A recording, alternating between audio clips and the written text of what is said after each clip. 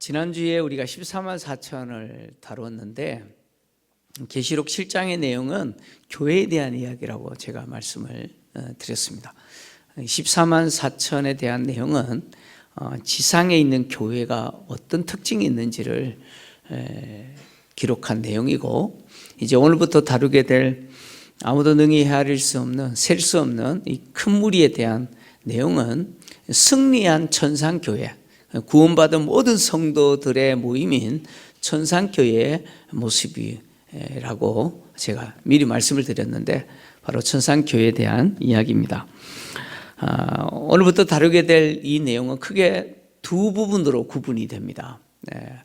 이제 9절에서 14절까지 내용과 15절에서 17절까지 내용으로 구분이 되는데, 9절에서 14절까지의 내용은 아무도 능히 셀 수 없는 큰 무리의 특징이 뭔지를 기록한 내용이고, 그리고 이제 15절부터 17절까지의 내용은 이 아무도 능히 셀 수 없는 이 큰 무리가 천상에서 누리게 되는 그 복이 무엇인지를 기록한 내용입니다.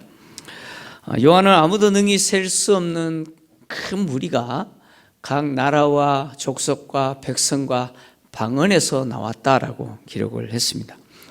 요한이 본 이 큰 무리의 특징은 아무도 셀 수 없다라는 것이 특징이죠. 큰 무리인데 셀 수 있어요, 없어요? 셀 수 없다라고 하는 것이 이 특징입니다.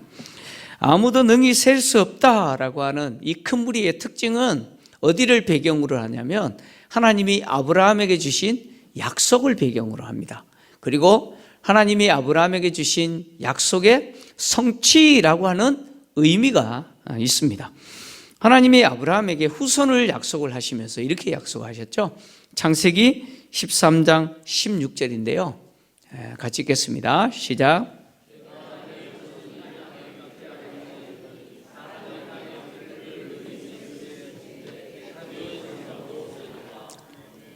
여기 보니까 하나님이 아브라함에게 자식을 줄 거다, 후손을 줄 거다 약속하시면서 땅에 티끌같게 하리라 그러면서 땅의 티끌을 능히 셀 수 있을진데 표현했어요.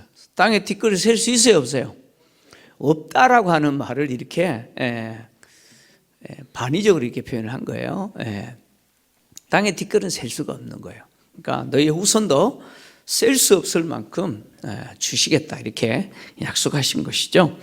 이 약속은 창세기 15장에 또 이어집니다. 창세기 15장 5절을 좀 같이 읽겠습니다. 시작. 그를 이끌고 밖으로 나가 이르시되 하늘을 우러러 무뼈를 셀 수 있나 보라. 또 그에게 이르시되 내 자손이 이와 같으리라. 아멘. 하나님이 땅의 티끌을 이야기하셨는데 이번에 또 시청각 자료로 하늘의 별을 이용하셨습니다. 하늘의 별을 보여주시면서 셀 수 있는지 물어보시죠. 셀 수 없죠, 그죠? 너의 자손도 이렇게 될 거다라고 말씀하셨습니다. 요즘은 뭐 하늘의 별이 잘 안 보여가지고 몇 개밖에 안 보여서 헤아리잖아요, 그죠? 근데 제가 어릴 때는요, 제가 아주 두메산골에서 살았는데 은하수를 보면서 살았어요. 대단합니다. 몽골이나 아니면 저기 아프리카 같은 데서 보시면 그 하늘에 그 수많은 은하수 별들이 있죠. 그걸 보면서 저는 자랐습니다. 아마 어르신들은 연세 좀 드신 분들은 그때 당시 다 그렇게 보고 자랐으리라 생각합니다. 셀 수 있어요, 그 별들? 도저히 셀 수 없죠. 못 셉니다. 바로 너의 후손이 그렇게 될 거다라고 말씀하셨죠. 그리고 이 약속은 창세기 22장에 또 이어지는데요. 하나님이 이삭을 바치라라고 하신 이후에 또 아브라함에게 이 약속을 이어서 주십니다. 창세기 22장 17절인데요. 또 같이 읽겠습니다. 시작. 내가 내게 큰 복을 주고 내 씨가 크게 번성하여 하늘의 별과 같고 바닷가의 모래 같게 하리니 내 씨가 그 대적의 성문을 차지하리라. 아멘. 자, 하나님이 아브라함에게 또 이렇게 약속하시죠. 하늘의 별을 이야기하시고 바닷가에 모래 같을 것이다 이렇게 말씀하셨습니다. 자, 하나님은 아브라함에게 이렇게 땅의 티끌, 하늘의 별, 그리고 바닷가의 모래같이 이렇게 너의 자손을 줄 것이다 이렇게 말씀하셨는데 이 약속은 또 이삭과 야곱에게 이어져요. 그래서 창세기 26장 4절, 32장 또 12절에 보면 이삭과 야곱에게도 이렇게 후손을 약속을 하십니다. 하나님이 아브라함에게 약속하신 이미지가 세 개잖아요. 자손을 주시겠다라고 사용하신 신청각 자료, 이미지가 세 개인데 땅의 티끌, 하늘의 별, 바닷가의 모래, 이 세 가지를 하나님이 이용하셔서 후손에 대한 약속을 주셨는데 이 세 가지의 공통적인 특징이 있죠. 셀 수 없다라는 것이죠. 셋 다 셀 수가 없어요. 티끌도 셀 수 없고 별도 셀 수 없고 바닷가의 모래 셀 수 있어요? 정신 나간 사람이 바닷가에 모래 헤아리고 앉았죠. 셀 수 없는 거예요. 그건 셀 수 없어요. 하나님이 아브라함에게 이렇게 셀 수 없는 후손을 주시겠다라고 약속을 하셨는데 이 약속은 1차적으로는 아브라함의 후손인 할례 받은 이스라엘 백성들을 통해서 성취가 됩니다. 그래서 하나님이 이 약속을 성취하시기 위해서 이스라엘 백성들을 애굽으로 보내시고 야곱과 그의 가족들을 애굽으로 보내시고 애굽에서 기하급수적으로 성장하잖아요. 그죠? 그래서 출애굽 1장을 보면 이스라엘 백성들이 얼마나 기하급수적으로 증가하는지 보여줍니다. 그래서 솔로몬이 이스라엘을 통치하는 왕이 된 이후에 기브온 산당에서 1000번제를 드리고 나서 하나님이 솔로몬에게 나타나셔서 뭘 줄까 했더니 솔로몬이 하나님께 했던 말이 있어요. 열왕기상 3장 8절을 보면 솔로몬이 하나님께 이렇게 대답합니다. 같이 읽겠습니다. 시작. 주께서 택하신 백성 가운데 있나이다. 그들은 큰 백성이라 수요가 많아서 셀 수도 없고 기록할 수도 없사오니 나에게 지혜를 주십시오. 이러잖아요. 그죠? 네. 솔로몬이 지혜를 달라고 하나님께 요구하면서 했던 말입니다. 솔로몬은 자기가 통치하게 될 이스라엘 백성들의 수요가 셀 수 있다 없다? 없다는 거예요. 셀 수 없을 뿐만 아니라 기록할 수도 없을 정도로 많다. 실제 이렇다는 거예요? 아니죠. 실제 이렇다는 이야기 아니에요. 솔로몬이 지금 뭘 말하고 싶은 거예요? 내가 통치하게 될 이스라엘 백성들은 하나님이 아브라함에게 약속하신 땅의 티끌, 하늘의 별, 바닷가의 모래와 같이 셀 수 없는 민족입니다. 이 민족을 내가 통치하게 됐는데 나는 아이기 때문에 하나님 나에게 지혜를 주십시오. 이거잖아요. 그죠? 그 이스라엘 공동체는 하나님의 아브라함에게 약속하신 셀 수 없는 민족이라는 거예요. 그래서 이스라엘 백성들은 인구를 조사할 때도 셀 수 없는 민족이다라고 하는 것을 드러내요. 그 셀 수 없는 민족이라고 하는 특징을 드러내요. 그래서 인구 조사할 때 20세 이하는 헤아리지 않아요. 헤아리지 않습니다. 물론 여성들도 헤아리지 않죠. 그래서 다윗이 인구 조사를 할 때 20세 이하는 헤아리지 않고 20세 이상만 계수를 합니다. 왜 그렇게 하느냐? 이스라엘 공동체는 셀 수 있는 민족이 되면 안 돼요. 그죠? 다 셀 수 있는 민족이 되면 안 됩니다. 그래서 셀 수 없는 민족이 돼야 되기 때문에 의도적으로 20세 이하는 헤아리지 않습니다. 계수하지 않아요. 그 내용이 역대상 27장 23절인데요. 이건 제가 이야기하는 게 아니라 성경이 그렇게 이야기합니다. 같이 읽겠습니다. 시작.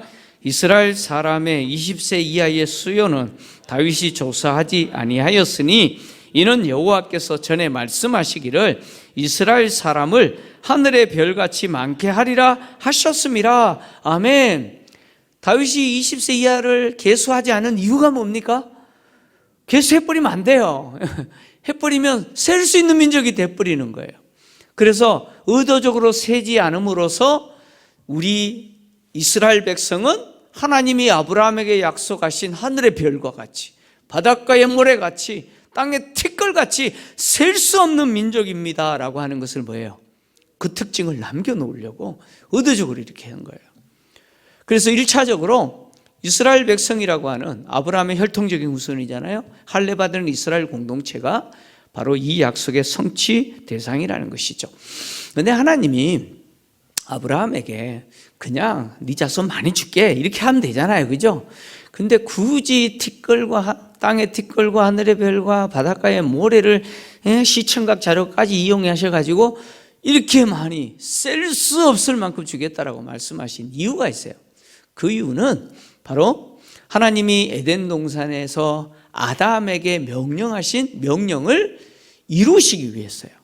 하나님이 아담에게 무슨 명령을 하셨느냐? 창세기 1장 28절을 보면 하나님이 이렇게 명령하셨어요.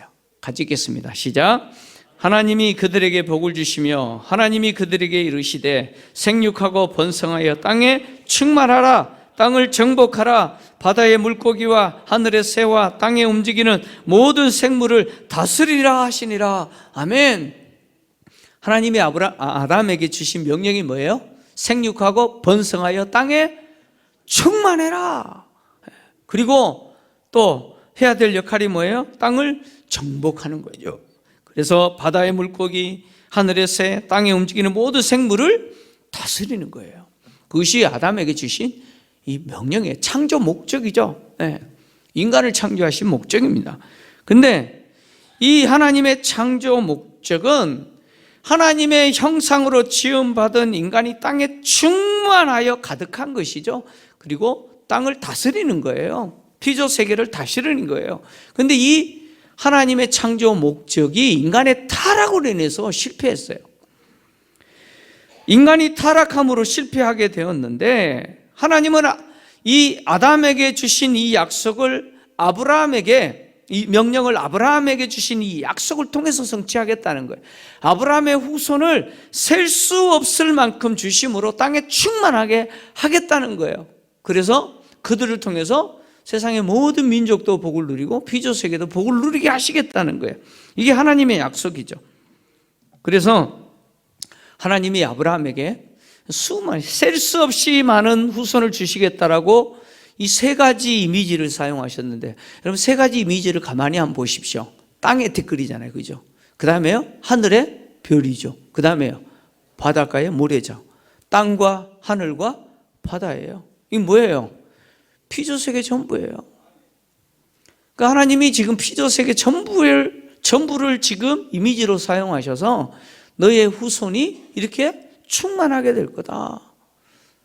지금 이 약속을 지금 하고 계시는 것이죠. 그러니까 아브라함의 후손들이 땅에 충만해야 된다는 거예요. 피조세계 전체에 충만해야 된다는 거죠.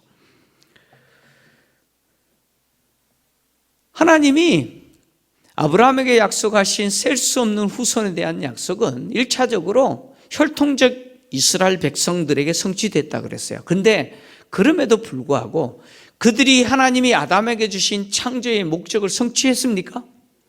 성취했어요? 성취 못했어요. 결국 이스라엘 백성들 역시 실패했습니다.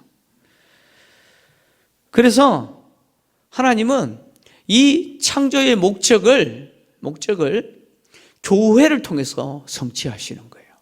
교회를 통해서.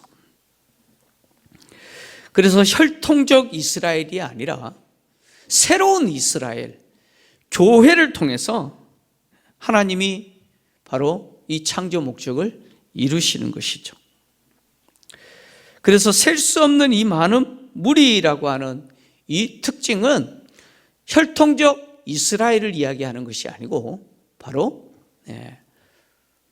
교회 공동체, 예수 그리스도의 십자가의 구속 사건으로 구원받은 교회 공동체를 이야기를 하는 것이죠. 앞에서 우리가 계시록 2장, 3장을 살폈을 때 아시아 7교회에 보낸 성령의 편지, 예수님의 편지 내용 보셨잖아요, 그죠? 그 내용 가운데 2장 9절, 3장 9절을 보시면 서머나 교회와 빌라델비아 교회에 대한 내용이 등장합니다. 그 내용 중에서 주님이 혈통적 유대인들, 할례받은 육체적 아브라함의 후손으로서 유대인들이 진짜 유대인이 아니라고 이야기하시죠. 혈통적 유대인이 참 유대인이 아니라고 이야기합니다. 그리고 그 유대인들이 모여서 하나님을 예배한다라고 하는 그 회당이라고 하는 것이 무슨 회당이라고 이야기하셨습니까? 사탄의 회당이라고 말씀하셨어요. 그러니까 혈통적 유대인이 유대인이 아니라는 거예요. 혈통적 유대인이 하나님 백성 아니라는 거예요. 다시 말하면 하나님이 인정하시는 하나님의 백성, 진짜 이스라엘 백성들은 누구예요? 교회 공동체라는 거예요. 그래서 바울은 갈라디아서 3장 7절, 9절 그리고 29절에 이렇게 기록한 겁니다. 같이 읽겠습니다. 시작. 그런즉 믿음으로 말미암은 자들은 아브라함의 자손인 줄 알지어다. 그러므로 믿음으로 말미암은 자는 믿음이 있는 아브라함과 함께 복을 받느니라. 너희가 그리스도의 것이면 곧 아브라함의 자손이요 약속대로 유업을 이을 자니라. 아멘. 여기서 지금 말하고 있는 믿음으로 말미암은 자들, 너희들 누굽니까? 갈라디아 교회 성도들이에요. 다시 말하면 이방인들입니다. 이방인임에도 불구하고 예수 그리스도를 믿는 자들은 그 믿음으로 말미암아 아브라함의 자손이 됐다는 거예요. 그리고 아브라함과 함께 뭘 누려요? 복을 누린다는 거예요. 그리고 아브라함에게 약속한 대로 무엇을 잊게 됩니까? 유업을 이을 자라고 이야기하는 겁니다. 그러니까 믿음으로 아브라함의 자손된 공동체가 누굽니까? 바로 교회 공동체라는 거예요. 그래서 지금 아무도 능히 헤아릴 수 없는, 셀 수 없는 이 큰 무리는 유대인에게서 나온 게 아니에요. 유대인이 아니에요. 이들은 누굽니까? 바로 예수를 믿음으로 승리한 공동체죠. 그래서 오늘 요한은 아무도 능히 셀 수 없는 이 큰 무리가 어디서 나왔다라고 이야기하느냐면 각 나라와 족속과 백성과 방언에서 나왔다 이렇게 이야기하는 거죠. 유대인에게서 나왔다라고 이야기하지 않아요. 여러분, 각 나라와 족속과 백성과 방언은 뭡니까? 세상의 모든 나라와 모든 민족과 모든 백성과 모든 언어 중에서 나왔다. 그 이야기잖아요. 그죠? 요한은 이미 5장에서 하나님의 그 보좌, 천상 보좌에 앉으신 하나님의 오른손에 있는 그 7 인봉된 두루마리를 어린 양이 취하셨을 때 두루마리를 취하신 어린 양을 보좌 주위에 있던 24장로와 네 생물이 찬양하는 내용을 기록하면서 이 동일한 표현을 사용했어요. 계시록 5장 9절인데요. 같이 읽겠습니다. 시작. 그들이 새 노래를 불러 이르되 두루마리를 가지시고 그 인봉을 떼시기에 합당하시도다. 일찍이 죽임을 당하사 각 족속과 방언과 백성과 나라 가운데서 사람들을 피로 사서 하나님께 드리시고. 아멘. 여기 순서만 약간 다를 뿐이지 보니까 나라와 족속과 그리고 백성과 방언이라는 동일한 표현이 등장합니다. 그러니까 일찍 죽임을 당한 어린 양의 그 사역이 모든 나라와 모든 백성과 모든 민족과 모든 언어 중에서 뭐예요? 당신의 백성을 구속하신 사건이라는 거예요. 그래서 당신의 피로 사서 하나님께 어떻게 해요? 드리셨죠. 그래서 왕노릇하게 만드셨잖아요. 그렇게 예수께서 피 흘리심으로 당신의 피로 사신 자들, 그들이 각 나라와 민족과 백성들과 언어들 중에서 나왔는데 그들이 이들이라는 것이죠. 그래서 구원받은 모든 성도들이죠. 세상의 모든 나라와 모든 민족 중에서 구원받은 하나님의 백성들 전부가 지금 바로 오늘 본문에 등장하는 이 큰 무리라는 것이죠. 바로 교회 공동체를 이야기합니다. 그런데 이 예수님, 이 요한이 이 큰 무리를 이렇게 표현할 수도 있어요. 세상의 모든 나라에서 나왔다. 아니면 모든 민족 중에서 나왔다. 이렇게 표현해도 되는데 굳이 사중적으로 표현했어요. 각 나라와 족속과 백성과 방언이라고 하는 이 사중적으로 표현했어요. 왜 이렇게 표현했냐면 강조하기 위해서요. 이들은 한 민족에게서 나온 게 아니라는 거예요. 한 나라에서 나온 게 아니라는 거예요. 세상의 모든 나라와 모든 민족과 모든 백성들과 모든 언어 중에서 나온 자들이라는 거예요. 왜 이것을 강조하느냐? 그것은 교회가 해야 될 사명을 강조하기 위함이죠.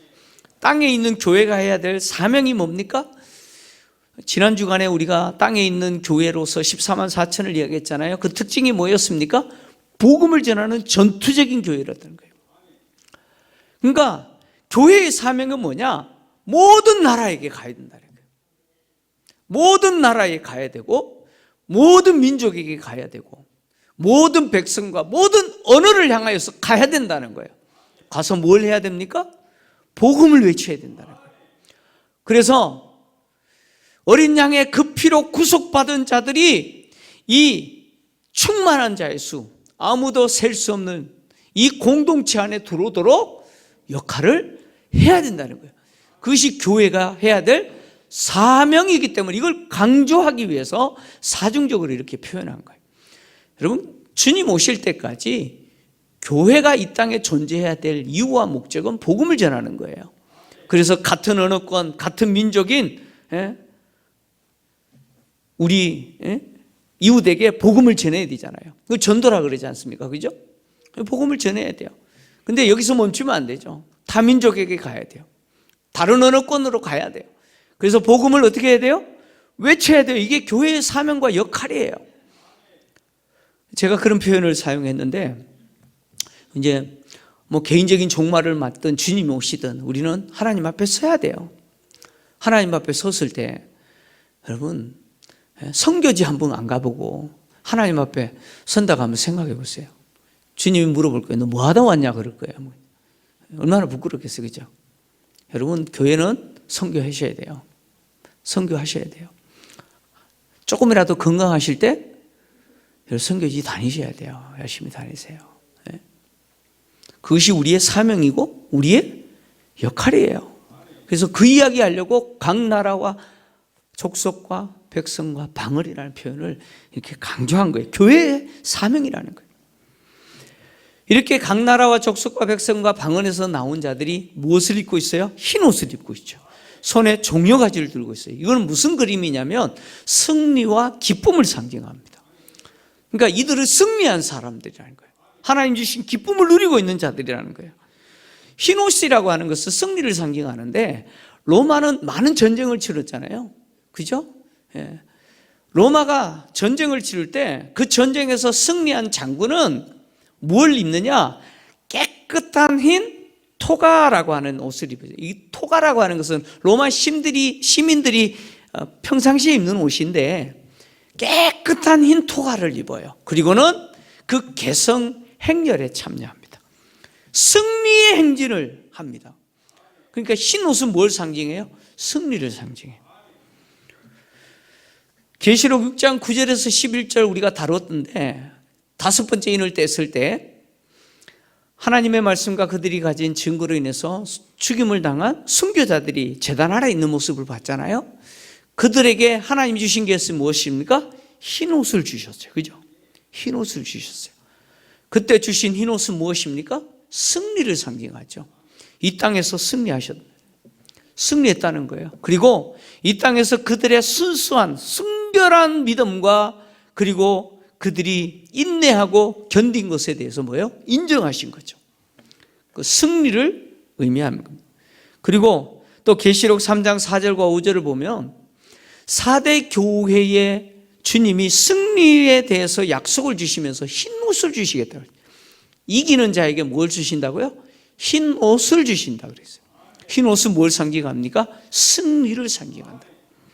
그러니까 지금 이 아무도 능히 셀 수 없는 이 큰 무리는 승리한 자들이라는 거예요. 승리한 교회 공동체라는 거예요. 그리고 또 이들이 가지고 있는 게 뭐예요? 종려가지를 들고 있잖아요. 종려가지 역시 전쟁에서 승리를 모티브로 합니다. 이스라엘 백성들이 애굽에서 종살이 하다가 하나님의 건져주심을 통해서 구원을 받으세요. 그 사건이 무슨 사건이죠? 출애굽 사건이잖아요. 그죠? 이스라엘 백성들은 이 출애굽 사건을 잊으면 안 돼요. 그래서 출애굽 사건을 늘 기억하기 위해서 명절을 지키잖아요. 유월절도 지키고 또 지키는 명절이 초막절입니다. 가을거지까지 다 마무리하고 나서 곡물과 과일 추수까지 다 하고 나서 창고에 저장해 놓고는 뭘 하느냐? 텐트 치고 그 일주일 동안 텐트 안에서 살아요. 왜요? 우리 조상들이 애굽에서 나와서 광야에서 이 텐트에서 살았다라는 걸 기억하기 위해서. 그래서 초막절이 되면 순례자들이 성전을 방문할 때 손에 뭘 들고 오느냐? 이 종려가지와 버드나무 가지를 들고 왔다는 거예요. 이 승리를 상징하는 거예요. 그리고 또 이 마카비 시대, 시몬 마카비가 헬라 지배를 당할 때 헬라와의 전쟁에서 이 예루살렘 성을 다시 되찾아요. 되찾고 나서 재탈환하죠. 그리고 나서 했던 게 뭐냐면 이 종려가지를 들고 환호한 거예요. 승리의 기쁨을 이렇게 표현한 거예요. 그 예수님이 예루살렘 성전에 입성하실 때도 뭘 들고 흔들었어요? 이 종려가지를 흔들었어요. 이 승리에 대한 감격을 표시한 것이죠. 그래서 흰옷 입은 자들이 종려가지를 들고 있다라고 하는 것은 이들은 누구냐? 죄악된 세상에서 구원받은 자라는 것이죠. 승리한 자들이고 또 이들은 사탄과 악의 세력과의 전쟁에서 패하지 않고 승리한 자들, 그리고 그 승리의 감격을 뭐예요? 지금 누리고 있는 자들이다라는 것을 이렇게 그림으로 표현하고 있는 것이죠. 요한은 이렇게 아무도 능히 셀 수 없는 흰옷 입고 그리고 종려가지를 드는 이 큰 무리가 보호자 앞과 어린 양 앞에 서서 찬양하는 모습을 기록을 했습니다. 자, 이들이 보호자 앞과 어린 양 앞에, 보호자 앞에서 그리고 어린 양 앞에 섰다라고 하는 것은 보호자에 앉으신 하나님과 어린 양이 동등하신 분이라는 거예요. 동등하신 분이에요. 우리가 4장과 5장에서 봤던 것처럼 요한이 열린 하늘을 통해서, 하늘문을 통해서 천상의 보호자를 보잖아요. 그 보호자에 앉으신 그 하나님, 그 하나님의 보호자예요. 그러니까 보호자에 앉으신 하나님 앞과 그리고 어린 양, 보호자에 앉으신 하나님이 피조 세계를 향한 구속 계획을 세우시고 그 구속 계획을 세우신 그 상징이 두루마리잖아요. 그 두루마리를 취하시고 인복을 떼시고 그 두루마리에 기록된 내용이 이루어지도록 하시는 분이 누구예요? 어린 양이에요. 그러니까 구속 계획을 세우신 보호자에 앉으신 하나님과 그 구속 계획을 성취하시는 어린 양은 동등한 분이라는 거예요. 이 큰 무리들이 이렇게 보호자 앞과 어린 양 앞에 서서 찬양을 하는데 이 찬양의 내용의 초점은 뭐냐? 구원입니다. 구원. 초점이 구원이에요. 특히 구원하심이 보호자에 앉으신 하나님과 어린 양께 있다라고 하는 내용이죠. 다시 말하면 이 구원하심이 보호자에 앉으신 하나님과 어린 양께 있다라고 하는 것은 구원하심이라고 하는 이것은 누구 소유라는 거예요? 우리 소유 아니라는 거예요. 하나님, 즉 보호자에 앉으신 하나님과 어린 양에 의해서 결정되는 거라는 거예요. 바로 구원은 하나님과 어린 양의 소유라고 하는 것이다. 어린 양과 하나님께 속한 것이 구원이라는 거예요. 여러분, 내가 뭘 잘했기 때문에 구원을 내가 쟁취하는 거 아니에요. 내가 선하게 살았기 때문에, 착하게 살았기 때문에 내가 구원을 쟁취하는 거 아니에요. 구원은 누가 주시는 거예요? 하나님과 어린 양이 주시는 거예요. 베풀어 주시는 거예요. 여러분, 아무도 셀 수 없는, 능히 셀 수 없는 이 큰 무리가 하나님의 보호자 앞과 어린 양 앞에 서 있을 수 있는 이유가 뭡니까? 이 구원의 은혜를 얻었기 때문이죠. 이들이 보호자에 앉으신 하나님과 어린 양께 이 찬양을 하는 이유도 뭡니까? 구원을 얻었기 때문이에요. 이 큰 무리가 흰 옷을 입고 손에 종려가지를 들고 있는 이유도 뭡니까? 보호자에 앉으신 하나님과 그 어린 양이 구원을 베풀어 주셨기 때문이에요. 여러분, 4장과 5장에서 보호자에 앉으신 하나님은 우리를 향하신 구원 계획을 세우셨어요. 그리고 그 구원 계획을 어린 양이신 예수께서 일찍 죽임을 당하신 십자가 사건을 통해서 그 구원 계획을 성취하시죠. 어린 양이 십자가에 죽으시고 하나님이 어린 양을 십자가에 죽게 하시는 그 이유가 무엇이냐? 우리를 구원하시기 위함이죠. 우리를 구원하시기 위해서 어린 양을 보내시고 어린 양은 십자가에 죽으신 것이죠. 바로 이들은 그 구원의 은혜를 얻었다는 것이죠. 바로 이 구원의 승리, 이 감격을 이들은 이렇게 표현하는 것이죠. 장차 우리도 이 구원의 감격과 이 승리의 기쁨을 누리게 될 것이고 또 보좌 앞과 어린 양 앞에서 우리도 이렇게 찬양하게 될 줄 믿습니다. 그런데 여기서 우리가 좀 봐야 되는 게 뭐냐면 지금 이 보좌에 앉으신 하나님 그리고 어린 양을 이 큰 무리들이 뭐라고 표현하냐면 우리 하나님, 우리 어린 양이라고 표현해요. 보좌에 앉으신 그 하나님을 그리고 그 어린 양을 우리 하나님이라고 표현한 이유가 뭡니까? 그 이유가 뭐예요? 바로 6장 때문이에요. 계시록 6장 마지막 6번째 인을 떼실 때 하나님의 그 무서운 심판의 내용이 등장했잖아요. 하나님의 그 심판의 내용이 뭐였습니까? 심판의 내용이 뭐였습니까? 네, 그 현상이 등장하잖아요. 땅에 큰 지진이 일어나고 그리고 천체가 흔들리는, 그래서 하나님의 심판이 얼마나 두렵고 무섭고 끔찍하고 비극적인지 표현했잖아요. 그 하나님의 심판의 현상이 등장했을 때 땅에 있는 자들, 인간들의 반응은 뭐였습니까? 임금들과 왕족들과 장군들과 부자들과 강한 자들과 모든 종들과 자유인들, 그들이 보여주는 반응이 뭐였습니까? 굴들과 산들의 바위 틈에 숨어서 그 산과 바위를 향해서 뭐라고 애원하면서 외쳤습니까? 우리 위에 덮여져라. 그러니까 아예 산과 바위에 깔려가지고 진노하시고 심판하시는 보혜자에 앉으신 하나님과 어린 양의 진노를 피하고 싶은 것이 그들 아닙니까? 그러면서 그들이 했던 마지막 말이 뭡니까? 그들의 진노의 큰 날이 이르렀으니 누가 능히 서리오. 누가 보좌에 앉으신 하나님을 대면하고 그 진노하시는 어린 양을 대면할 수 있겠습니까? 땅에 있는 자들은 대면할 수가 없어요. 그러나 그 보좌에 앉으신 하나님과 그 어린 양을 대면하고 그 앞에 설 수 있는 자가 있다는 거예요. 누굽니까?